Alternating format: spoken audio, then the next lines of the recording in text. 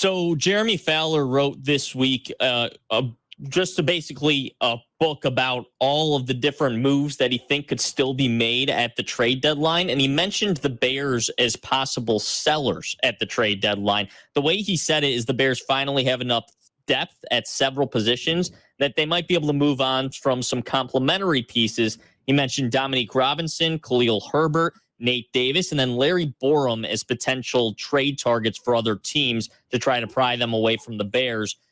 Who do you think on the Bears is the most likely player to be traded before the deadline? I think Nate Davis. I do too. Got to find a taker, but again, he's a guy that in this league and professional sports and all sports, somebody can look at what you've done with a player and they always think they can get more out of him.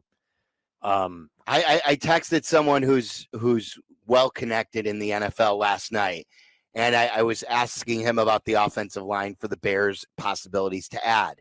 And his response was he didn't think there was much because he says most offensive lines around the league stink. Yeah. And it's in that context that I use it for Nate Davis. So many lines need to be upgraded that somebody will look to Nate Davis as a proven starter for both the Bears and Tennessee. And even though he has not lived up to what he is, that still he's a guy to see if a change of scenery will work.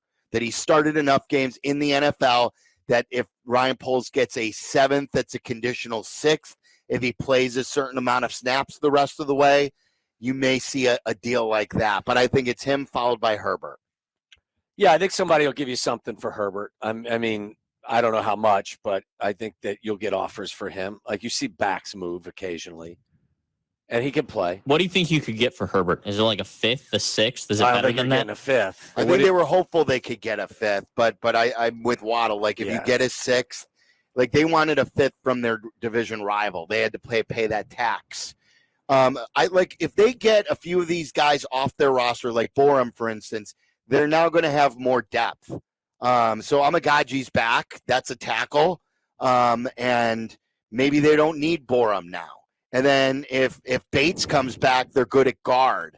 So now they can get rid of Borum, and maybe they get a late-round pick for him, a late-round pick for Davis, a late-round pick for Herbert. And if you just stockpile a few of these late-rounders, then you can draft another punter next year and another kicker. No, you could just add them up and at least move up for a player. He wasn't listening. No, I'm sorry. I was actually looking at what the Vikings gave up for Cam Akers, because I think that was a 6. It was a conditional 6. Yeah. And I think that's probably the likelihood of what you would get for Khalil Herbert. I think Herbert actually, at least in recent years, has had the more productive career. He has, but I think Akers has been hurt. You're right, but the problem is send him to Dallas. Yeah, but oftentimes it's really, you look around the league and you say, okay, what did this guy fetch? And you're not much more than that. Yeah, no, Herbert. you're definitely, you're not getting a ton for him. Maybe you could get it like a conditional 5th.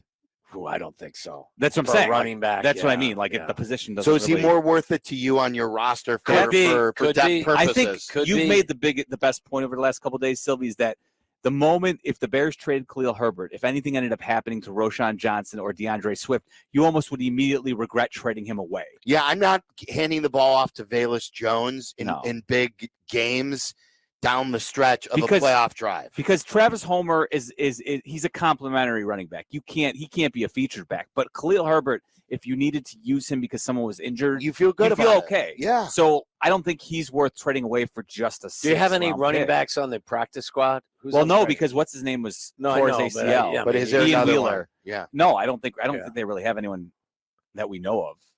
Listen, I have respect for how Herbert has played as a National Football League running back. But if someone's willing to give you a 6th-round pick, I think you have to take it.